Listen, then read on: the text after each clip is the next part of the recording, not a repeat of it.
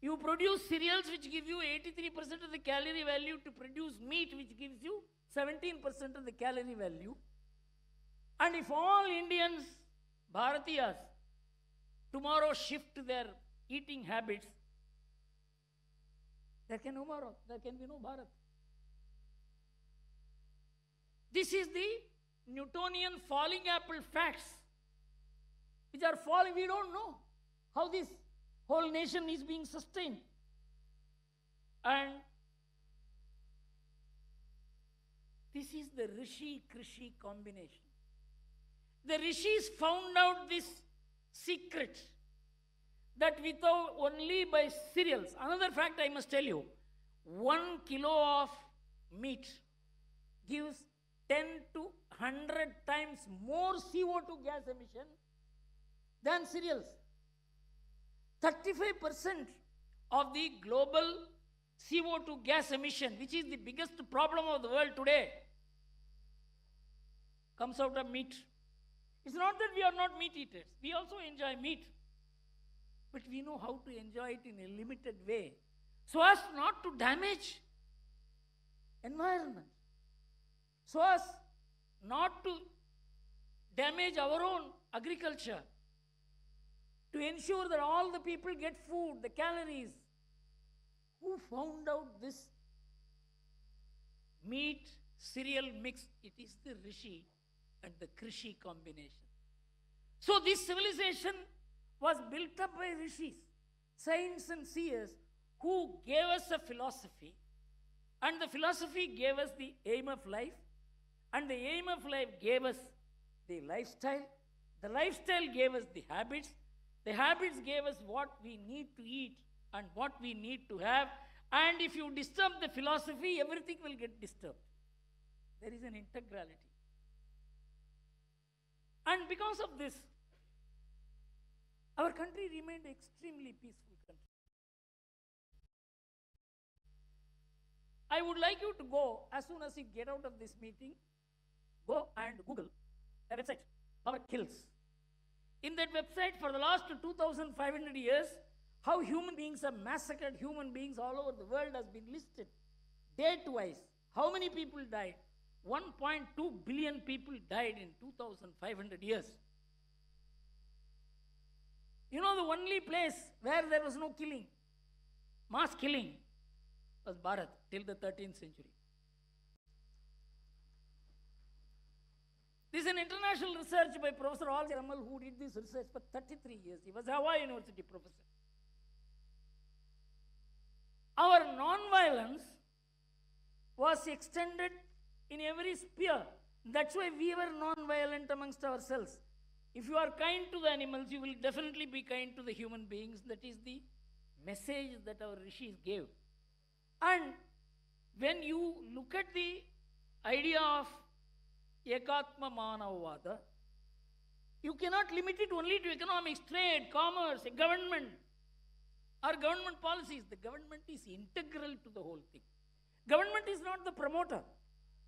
Government should not obstruct it, should not disturb it. So, this is how, even today, it's not only that we didn't have huge violence, we didn't kill people. The only violent war that was reported in 2,500 years, that is before the 13th century, for 1800 years, it was only Ashoka's Kalinga war, in which 100,000 people died. So, even today, we are the country with the lowest level of crime. If you look at the United Nations data, it shows that in terms of murders, in terms of dacoities, in terms of public crimes, India is among the lowest. In fact, in terms of rape, India does not figure in the list of countries at all, in spite of the fact our media says that India is a country of rapists. That is the extent to which we have made our people illiterates. Because we don't look at the facts, we don't counter. Even the government doesn't do.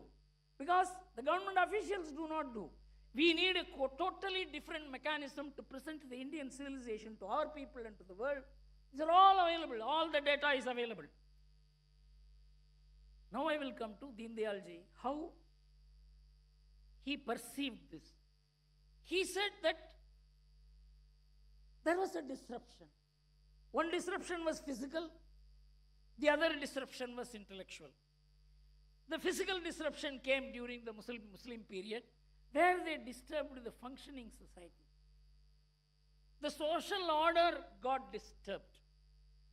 And in the colonial period, they disturbed our mind. You know what kind of debate was going on in the world? William Archer said this is a barbaric society. He was the one who not only told the world India is barbaric, he told the Indian academics, Indian sociologists, Indian historians. And then came, this was in the 18th century, the 19th century, Karl Marx.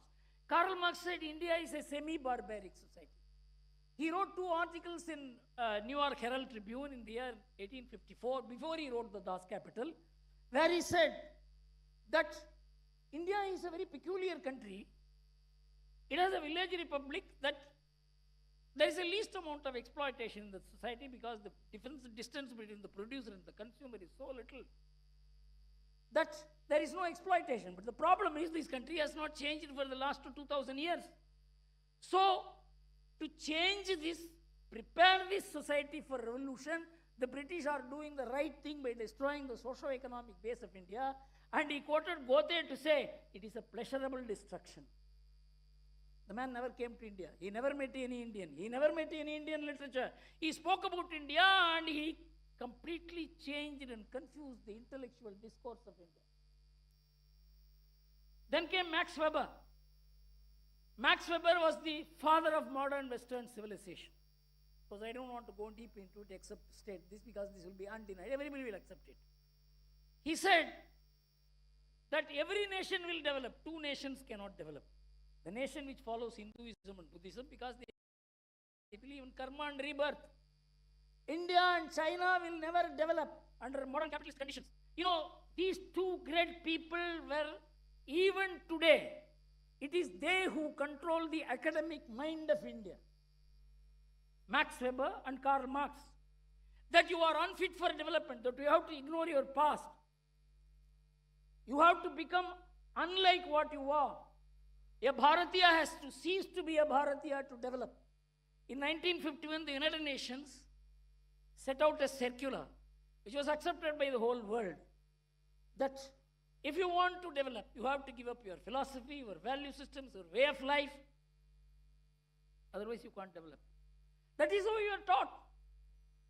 Our economics, everything followed that course. And this was happening. And in 1978, the economic advisor to the government of India said, when he was asked the question, that socialist countries are developing, you are also a socialist country, you are not developing. He said, what can you do? We may be a socialist country, we are also a Hindu country, we can have only the Hindu rate of growth. Professor Raj Krishna made this shameless statement, which is being repeated even today in 1978. In 1983, something stunning happens. Paul Bayrock was mandated by the General Agreement on Trade and Tariff to find out the economic growth of the world between 1750 and 1900. And he came out with a stunning finding that in the year 1750, China was number 1 country with 30% of world's GDP. India was the number 2 country with 25% of world GDP. And America and England put together just 2%. And he said everything changed in 1900. America and England rose to 42%. India and China crashed to 8%. India 1.8% and China 6.2%. And that's how rich nations became poor nations. Many French sociologists began saying, let us admit that in the 17th century, 16th century, India and China had much better standard of living than Europe. This could not be tolerated. Then the OECD countries constituted a research by the Development Studies Institute, headed by Angus Madison. And he came out with a report and he started saying Paul Bayrock's methodology is wrong and I am going to do it. And after 18 years of work, he put out World Economic History, a millennial perspective, where he said from the first year of the Common Era, to 17th century, India was the leading economic power of the world. When I mentioned this, IIT people did not know. When I spoke there, they asked me to take classes. That is the extent to which the Indian academia, Indian public discourse, Deendayal ji knew this. He said it is this disruption, this intellectual disruption, that has made us unaware of who we are.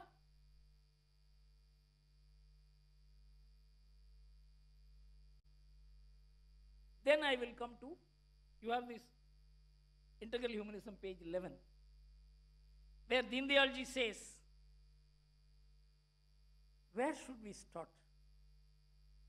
60 years before Deendayal ji asked this question, where do we start? And now we have to ask the question, where did we start and where we are today and where we will be? And that is what I am going to tell you now. Where do we stand? You know, when China began developing, China was 0, America was 100. Deng Xiaoping targeted that I have to grow only by sapping the American blood. He told his people, let us bide our time. 30 years, China overtook America. Almost overtook America means in many areas. They will overtake America. Maybe in another 30-35 years, they will become the number one nation. Because they chose to be long-term players. India is a long-term player.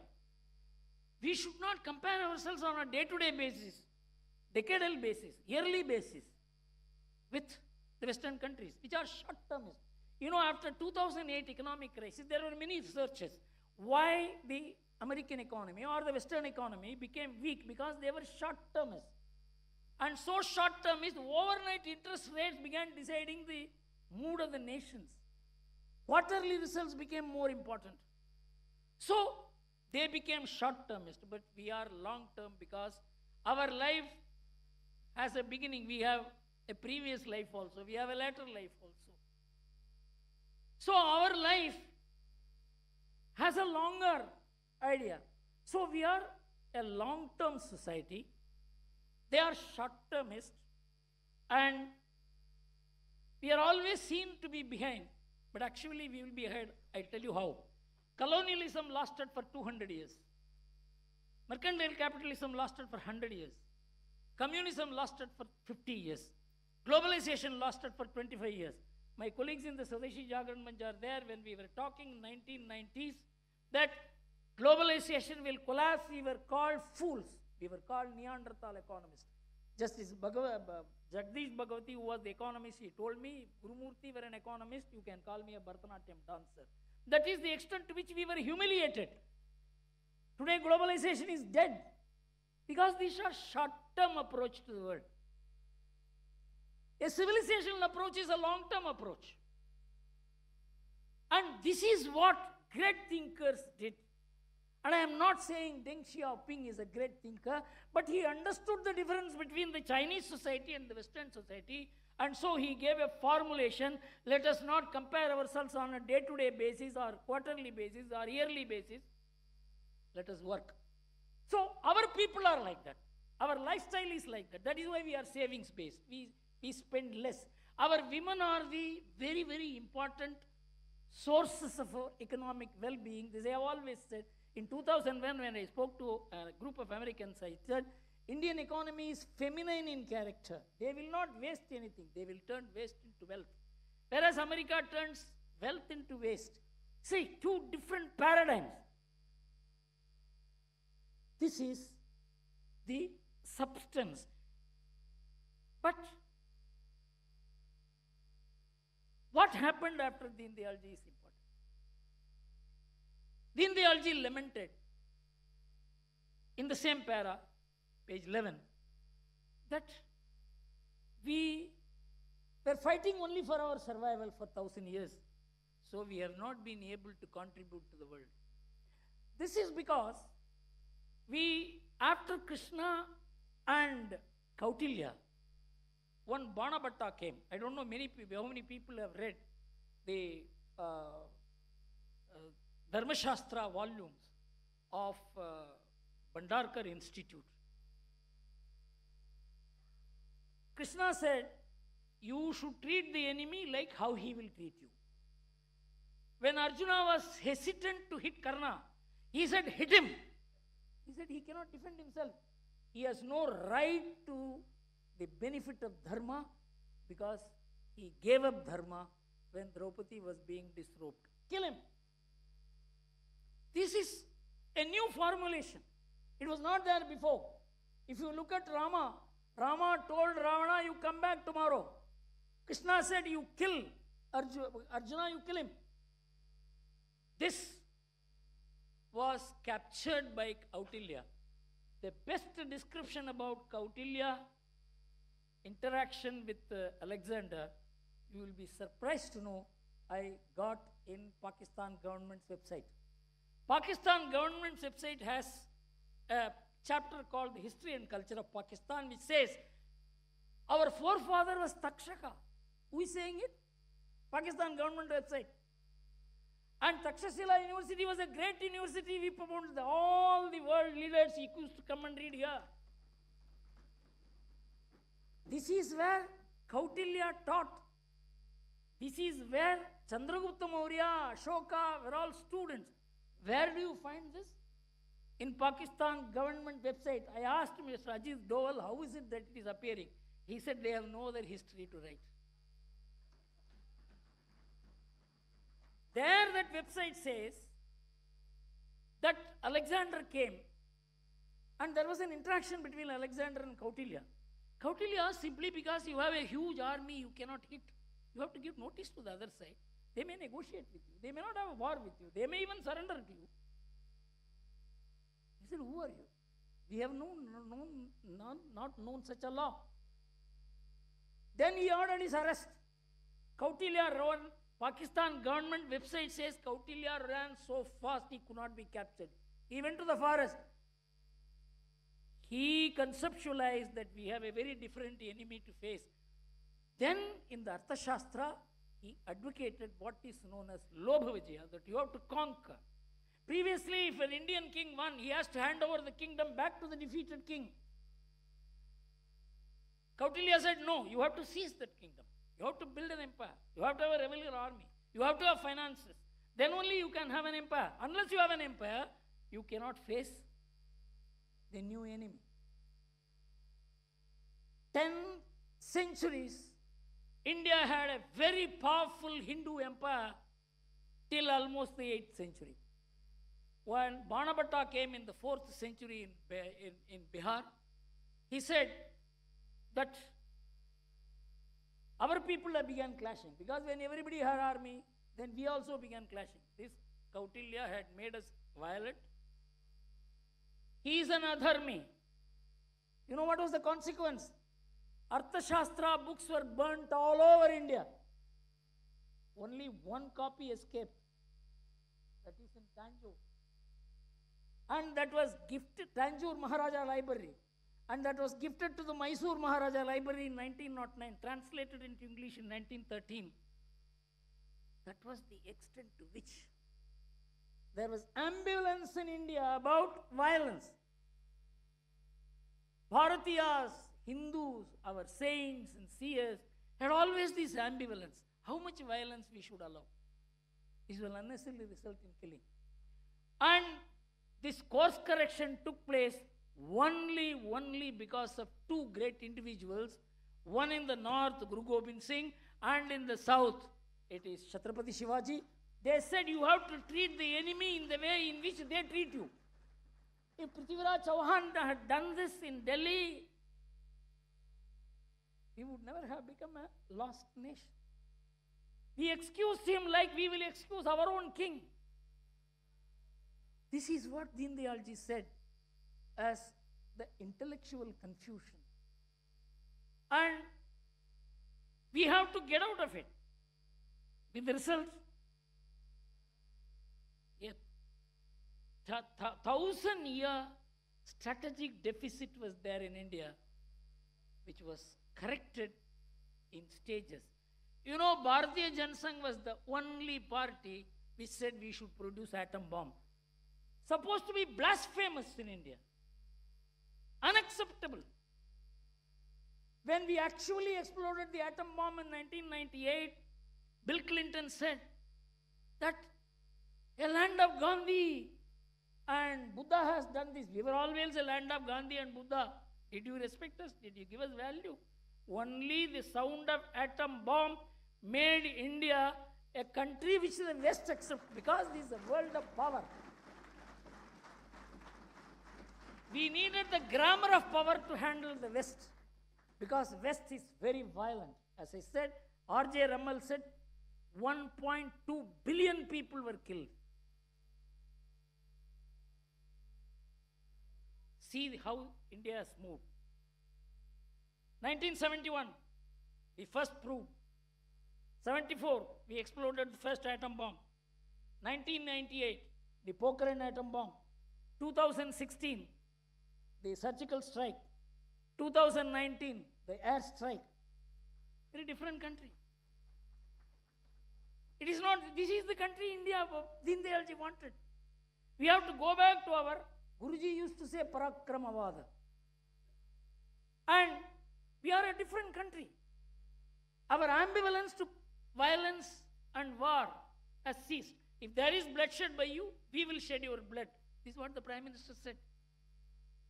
This did not happen in 2008 when the whole country saw for 48 hours Bombay was being ravaged. We were carrying candlesticks. The same violence today, it is not candlesticks, it is Brahmos.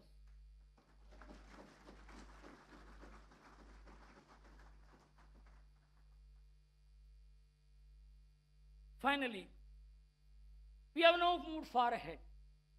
We are now a respected nation in the world. Nobody can ignore us. We are not a pushover. And we are emerging as a future hope for the world. People are looking at GDP, people are looking at this. I will tell you, finally, what the American society is about today. Many people think Trump is tariff. No. Trump's problem is that in 1960, America had 87.5% non-Hispanic white population. It became 70%, 72% in 2000. Today it is 58%. In 2030, it will become 54%. By 2040, America will cease to be a white American nation. This is the problem. And Pew Research Institute wrote, what is the problem with America? In America, it is only the state, it is the constitution, it is the party, it is the president, it is the rule of law, it is the court, which unifies America. Pew Research says that, like in all countries, there is division in America, polarization in America between two political parties. 60% of the Republicans won't marry into Democrat families and vice versa today. It used to be 5% 20 years back. So, families are torn, localities are torn, communities are torn. In 2022, it's all available in the internet, you can go and see. 5 American chief of staff and 6 defense secretaries wrote a letter to the Pentagon saying that if a Trump or Trump-like figure contests the 2024 election and loses, there will be civil war in America. It will not be in the border. It will be within the family. It will be in the neighborhood. It will be on the basis of religion, color, race. You know why? In 2015, the Time magazine came out. Then only you will understand what is the integral humanism, Ekanatma Manavada. In 2015, Times magazine came out with a beautiful story. Italy has 30,000 canonized saints. Every locality, every street, every village will have a canonized saint. Their place, their houses, their churches, they are all sacred places. You know, in America, till now there are only 3 canonized saints. There is no sacred river, there is no sacred mountain, there is no sacred place. It's a top-down statecraft. look at ours is a bottom upward statecraft. That is why 67 crore people assembled one place in 45 days. Nobody invited them. I was there for 3 days. I was just looking at the crowd. They were carrying children, they were carrying elders, they were carrying bags, they were sleeping wherever they got. Fundamental unity of India, the integrality cutting across everything, the nation as sacred, that is fundamental to the idea of Ekatma Manavada. And so we have to look at it in this sense and not limited to mere economics, trade, commerce. And I am happy that I got this opportunity to share this idea. By 2047, India's GDP and all that is quite different, but India will emerge as Bharat will emerge as the model nation, society, state of the world. Thank you very much.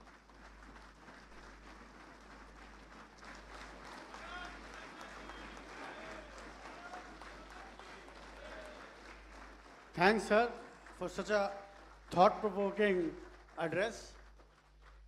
समय की मर्यादा, अगर समय और होता तो ऐसा लगता आप बोलते रहे और हम चुपचाप उसको सुनते रहे और ग्रहण करते रहे। अब मैं अनुरोध करता हूं हमारे राष्ट्रीय अध्यक्ष आदरणीय श्री जगत प्रकाश नड्डा जी से, वो आए।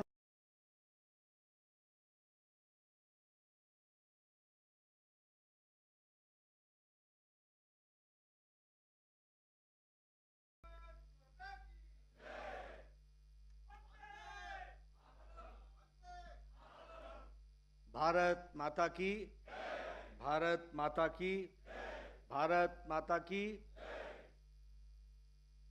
आज के इस कमेमोरेटिव सेमिनार में हमारे मंच पर उपस्थित आज के वैलेडिक्टरी फंक्शन के मुख्य वक्ता और जिनके साथ मुझे लंबे समय तक काम करने का मौका मिला और युवा काल में काम करने का मौका मिला, ऐसे श्री एस गुरुमूर्ति जी, हमारे बहुत ही आदर के योग्य, जिनसे मैंने विद्यार्थी काल से लेकर राजनीतिक समझ और आर्थिक समझ और सामाजिक समझ हमने हासिल की, ऐसे हमारे आदरणीय महेश चंद्र शर्मा जी, हमारे साथी अनिर्बाण गांगुली जी, हमारे प्रभात प्रकाशन के मित्र प्रभात कुमार जी, सुमित भसीन जी, हमारे सभी यहाँ उपस्थित नॉलेज पार्टनर्स, सांसदगण, विधायकगण और हमारे जिसे हम कहते हैं कि अध्यात्म से लेकर के अध्ययन करने वाले ऐसे प्रेमी सज्जन वृंद, आप सबका बहुत बहुत अभिनंदन है। गुरुमूर्ति जी के वैलेडिक्टरी फंक्शन के बाद कुछ भी बोलने की आवश्यकता नहीं है, क्योंकि उन्होंने परिपूर्णता में सारी बात हम सबके सामने रखी है। लेकिन मैं सबसे पहले तो Shyama Prasad Mukherjee research foundation, PPRC, एकात्म मानव दर्शन अनुसंधान विकास प्रतिष्ठान और प्रभात प्रकाशन, इनको बधाई देना चाहूँगा, जिन्होंने ये बहुत ही एक अच्छा प्रयास किया है कमेमोरेटिव सेमिनार करके, इसलिए उनको बहुत बहुत बधाई। और उसमें इन्होंने बहुत से सब्जेक्ट्स को टच किया, शिक्षा, संस्कृति, sustainable development, women and youth, हमारे बॉर्डर को स्ट्रेंथनिंग और उसके साथ साथ सिविलाइजेशन में हमारे रोल्स और ड्यूटीज़, ऐसे सभी सब्जेक्ट्स को इन्होंने टच किया है और उसके बारे में चर्चा की।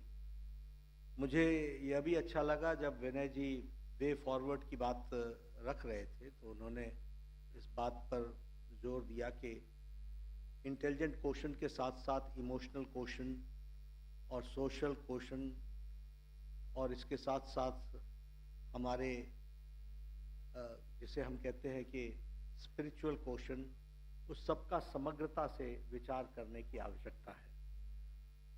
हम सब लोग जानते हैं कि दीनदयाल उपाध्याय जी मैं कई बार कहता हूं कि 3 in 1 थे। कोई व्यक्ति सिर्फ लीडर होता है, कोई व्यक्ति विचारक होता है, कोई व्यक्ति संगठक होता है, लेकिन दीनदयाल जी 3 in 1 थे। He was a leader in his own right, he was a thinker and he was an organizer। इसलिए उन्होंने बहुत कम समय में, और इसीलिए हम सुनते हैं कि कभी गुरुजी भी कहते थे कि हमें ऐसे 4 दीनदयाल मिल जाएं तो मैं देश में परिवर्तन ले आऊं। सभी लोगों को, और हम जानते हैं कि भारतीय जनसंघ को भी उन्होंने कितनी छोटी सी अवधि में एक नेशनल पॉलिटिकल पार्टी के रूप में स्थापित किया। नेशनल पॉलिटिकल पार्टी, वो असमय चले गए, लेकिन उन्होंने पार्टी की विचारधारा की बीज बोने का काम किया, और वही हमारी विचारधारा स्थायित्व के रूप में सामने आई, और जिसको हम सब लोग जानते हैं। मैं यहाँ ये भी कहना चाहता हूँ कि जब दीनदयाल जी इस बात को प्रतिपादित करने में लगे होंगे, उस समय हमारे ऊपर वेस्टर्न पॉलिटिकल थॉट का बड़ा इम्पैक्ट था, बहुत ज़्यादा। पाश्चात्य देश का सोच में, रहन सहन में, कार्यशैली में, सब चीज़ों में पाश्चात्य जगत का बहुत बड़ा इम्पैक्ट था।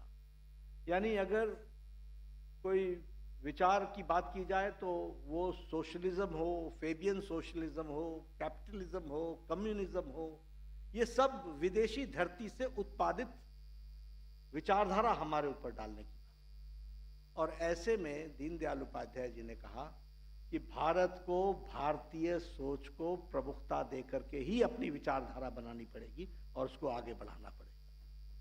और इसीलिए उन्होंने इंटीग्रल ह्यूमनिज्म के नाम पर, एकात्म मानववाद के नाम पर इस बात को आगे बढ़ाने का काम किया।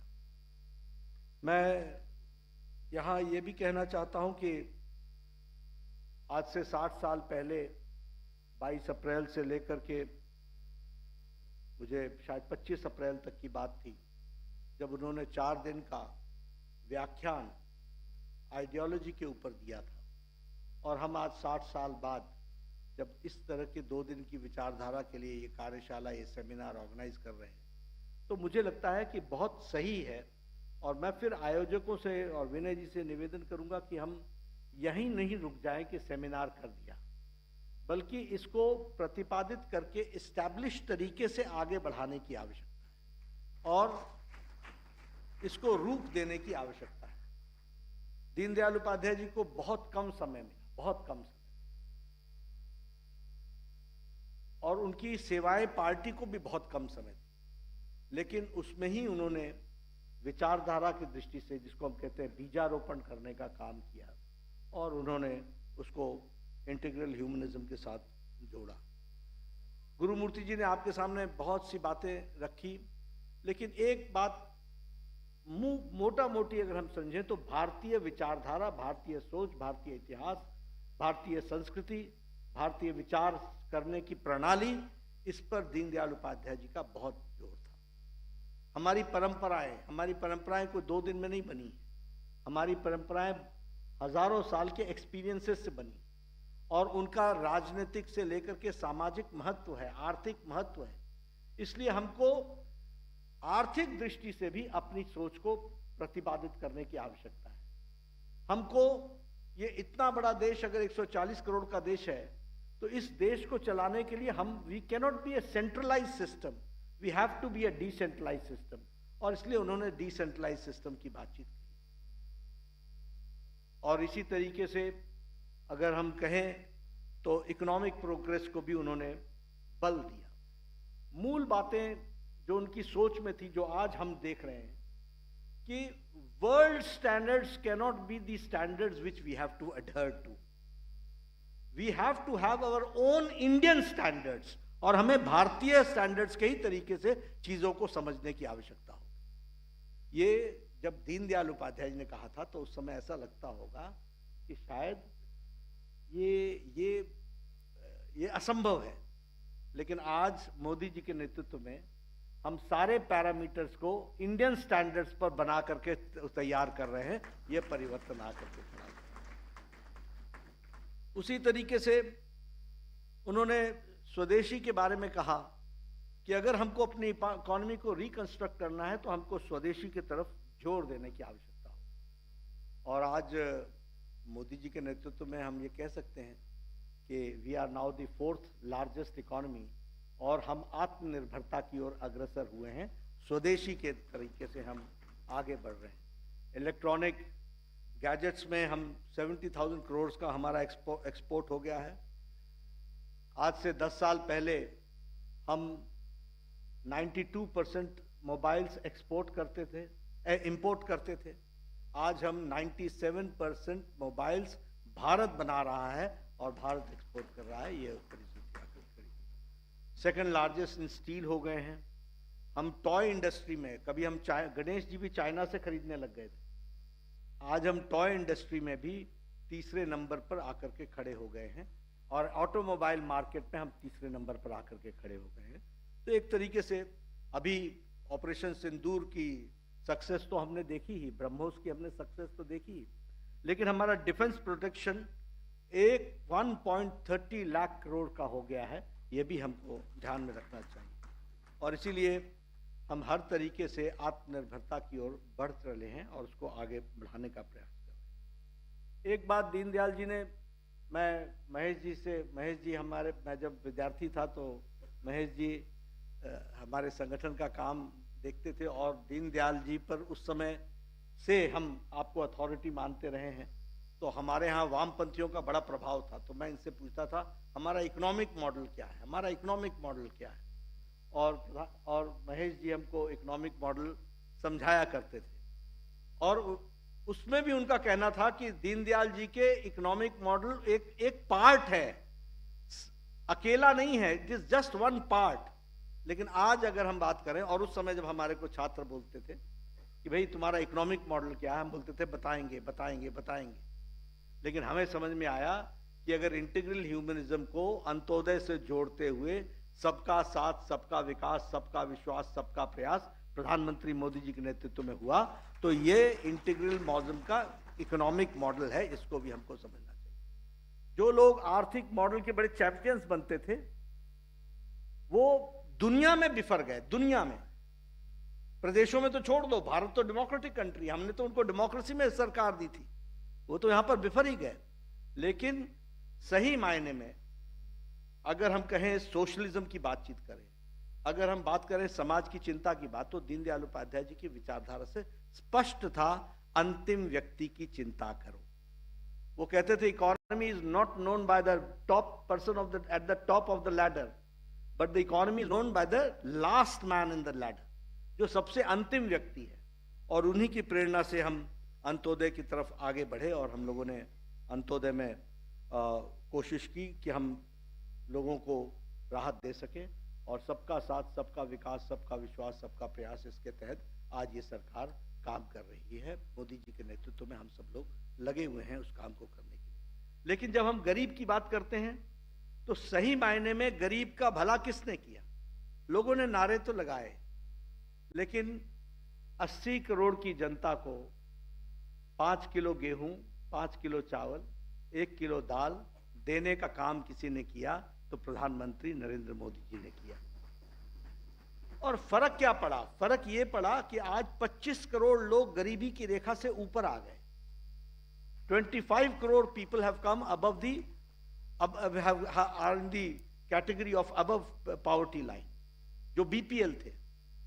उसी तरीके से अगर हम देखें तो अगर एलपीजी सिलेंडर, अब ये कहना तो आसान है, लेकिन quality of life, women lead development, women की डेवलपमेंट की बात करते थे।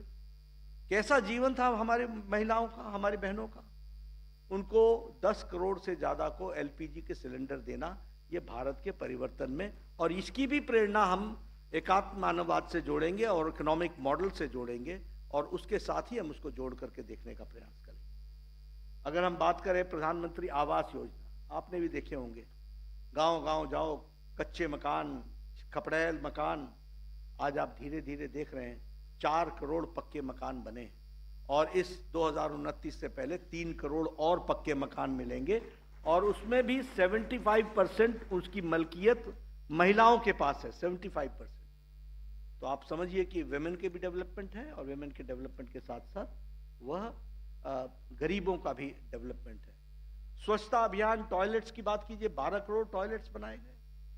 ये छोटा नंबर है। मतलब भारत की तस्वीर आप देखिए, लोग जो इकोनॉमिक मॉडल की बात करते थे, भारत की तस्वीर देखिए कि 12 करोड़ बहनें अपने दैनिक नित्य कर्म के लिए बाहर जाया करती थी। उनको अगर इज्जत देने का काम किया तो वो दीनदयाल उपाध्याय जी से प्रेरित होकर के प्रधानमंत्री मोदी जी ने किया। इसको भी हमको ध्यान में रखना चाहिए। इसलिए ऐसे में अभी किसान की बात कीजिए, चर्चाएं तो बहुत की, सब लोगों ने किसान, भारत किसानों का देश है, भारत किसानों का देश है, हर नेता किसान नेता बनने लगा। किसानों के लिए किसने काम किया?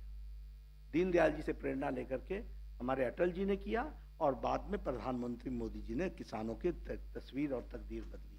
किसान Samman Nidhi, soil health card, प्रधानमंत्री फसल बीमा योजना, और ये छोटी संख्या नहीं है।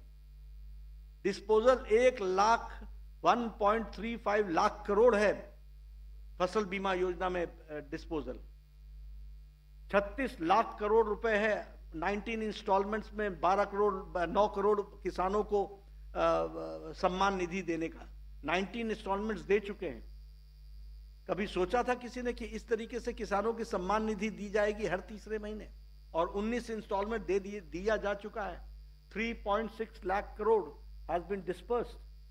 तो ये हमको समझने की जरूरत है कि किस तरीके से हम एम्पावरमेंट ऑफ द वुमेन। अच्छा, इस 9 करोड़ में भी 2.5 करोड़ बहनें हैं किसान, जिनको किसान सम्मान निधि से जोड़ा गया है। इसलिए empowerment of women, empowerment of kisan, empowerment of the marginal section of the society, उनको मुख्य धारा में लाने का काम किया है और उसको आगे बढ़ाने का काम किया। पंचप्रण में भी जिन बात को हम कहते हैं वो हमारा इमोशनल क्वोशंट भी है, उसमें हमारी सांस्कृतिक विरासत की बात भी है कि हम अपनी सांस्कृतिक विरासत को ध्यान में रखेंगे। हम कॉलोनियल रूल से बाहर आएंगे, यानी हमारी मानसिकता जो है वो इंडिपेंडेंट स्वदेशी सोच के साथ आगे बढ़ेगी। तो ये सारी बातों को जोड़ने का प्रेरणा अगर हम देखेंगे तो वो हमको, हमारी विचारधारा को पंडित दीनदयाल उपाध्याय जी के एकात्म मानववाद से मिलता है। लेकिन हाँ, इसमें भी कोई दो राय नहीं है। महेश जी एकात्म मानववाद के ज्ञाता हैं, उनसे हम लोग हमेशा प्रेरणा लेते रहते हैं, सीखते रहते हैं। गुरुमूर्ति जी ने आज उसके बहुत से आयाम को आपके सामने रखा है, उसके सॉफ्ट पावर को भी रखा है। भारत किस तरीके से महान है और भारत किस तरीके से 1.4 बिलियन पीपल को संभाल करके चल रहा है, इसमें बहुत गहरी सोच के साथ ये जो हमारी परंपराओं से, ऋषि मुनियों के अध्ययन से निकली हुई जीवन की शैली रही है, उसमें से निकल करके आया है और उसी को दीनदयाल उपाध्याय जी ने रखने का प्रयास किया था। मुझे पूरा विश्वास है कि ये जो क्रम आपका चला है, जिसमें PPRC, हमारे श्यामा प्रसाद मुखर्जी रिसर्च फाउंडेशन, एकात्म मानव दर्शन और हमारे प्रभात प्रकाशन, सभी मिलकर इसको एक कोई स्थायित्व रूप दे, एक परमानेंसी का रूप दें, ताकि, क्योंकि विचारधारा स्थूल नहीं होती, विचारधारा स्टैग्नेंट नहीं होती, विचारधारा हमेशा क्रियाशील रहती है, डायनेमिक रहती है। समय के साथ साथ उसके नए आयाम जुड़ते रहते हैं और उन नए आयामों को परिष्कृत करके अपनी विचारधारा में डाल करके सोचने की आवश्यकता है, देखने की आवश्यकता है। और इसके लिए कोई न कोई हमारी विचारधारा की मैकेनिज्म डेवलप होनी चाहिए। जिस बीज को पंडित दीनदयाल उपाध्याय जी ने बोया था, वो पौधे के रूप में आज देश में शासन के माध्यम से प्रयास पूर्वक हम उसको आगे बढ़ाने का काम कर रहे हैं। प्रधानमंत्री मोदी जी के नेतृत्व में उसको हम पूरा करने का प्रयास कर रहे हैं। लेकिन इस पौधे को विशालकाय पेड़ भी बनना है, क्योंकि हमें सिर्फ भारत को ही दृष्टि नहीं देनी है, हमको दुनिया को भी दृष्टि देनी है और इसके लिए इस पर स्थायित्व लाने की आवश्यकता है।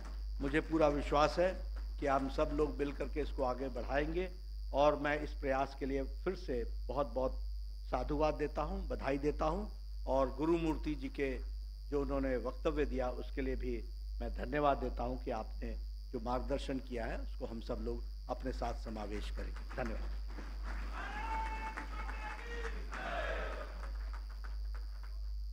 बहुत बहुत आभार हमारे राष्ट्रीय अध्यक्ष श्री जगत प्रकाश नड्डा जी का। अब मैं आभार प्रदर्शन के लिए आमंत्रित करता हूं भाई श्री विष्णु मित्तल जी से, जो पिछले कुछ सप्ताह से